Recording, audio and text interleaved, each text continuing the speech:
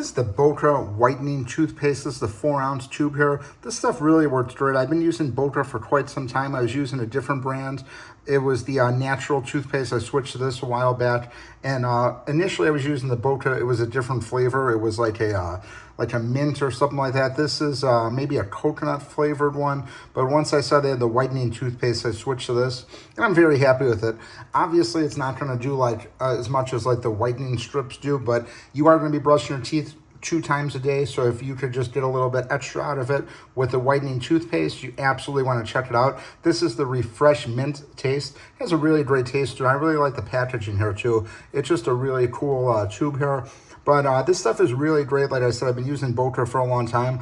I really like the fact that they use all natural ingredients and things like that. But overall, very happy with it.